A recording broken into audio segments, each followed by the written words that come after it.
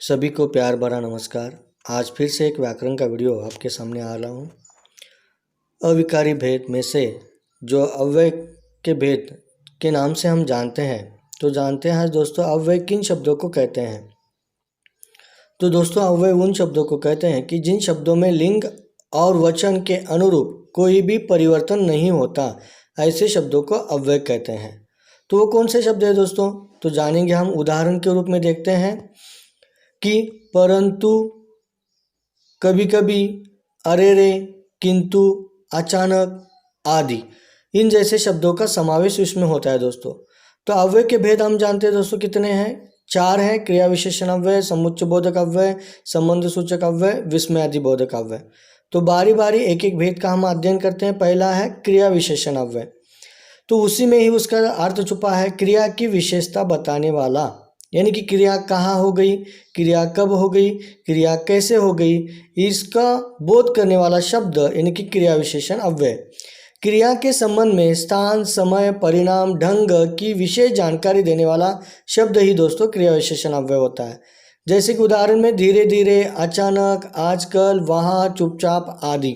इन शब्दों के साथ साथ उदाहरण भी देखते हैं। हाथी धीरे धीरे चल रहा है, तो चलने की विशेषता दोस्तों धीरे धीरे है। अचानक बारिश शुरू हो गई, बारिश अचानक शुरू हो गई, उसकी विशेषता है दोस्तों। तो दूसरा भेद हम जानते हैं समुच्चय बोधक अव्यय।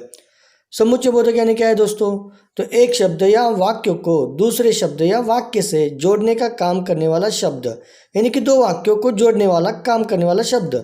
लेकिन, की, तो और आदि शब्दों का समावेश होता है। अजय और विजय भाई हैं और शब्द से जोड़ा गया है। गोवा में उमस थी लेकिन मुंबई जितनी नहीं, लेकिन शब्द से जोड़ा गया है, इसलिए समुच्चय बोधक अव्यय कहते हैं दोस्तों। तीसरा है संबंध सूचक अव्यय। तो इसकी भी खासियत अलग है। दोनों वाक्यों में संबंध जोड़ा जाता है, जैसे कि पहले वाक्य का संबंध दूसरे वाक्य से जोड़ा जाता है।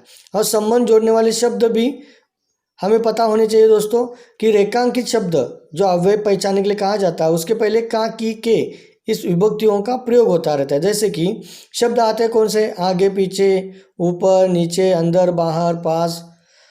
उदाहरण के रूप में हमारे घर के पीछे नदी बहती है, तो के पीछे, हाँ, ये अव्यय आ गया उधर।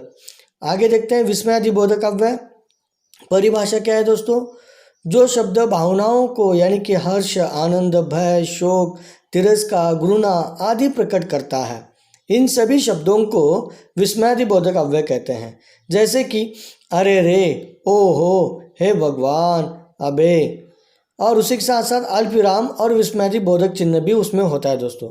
उदाहरण देखते हैं, ओहो कितना बड़ा सांप है, तो भय सूचित होता है उधर। तो संक्षिप्त में देखते हैं क्रिया विशेषण अव्यय यानी कि क्रिया की विशेषता। समुच्चय बोधक अव्यय जोड़ने का काम करता है। संबंध सूचक का, की, के का प्रयोग होता है। विस्मयादि बोधक भावनाओं का अल्पविराम और विस्मयादि बोधक चिन्ह रहता है।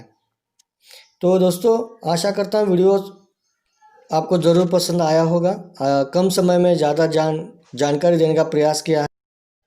ऐसे वीडियो जानने के लिए मुझसे जुड़े रहिए, लाइक और सब्सक्राइब ज़रूर। धन्यवाद दोस्तों। ऐसे ही व्याकरण की वीडियो देखने के लिए मुझसे जुड़े रहिए।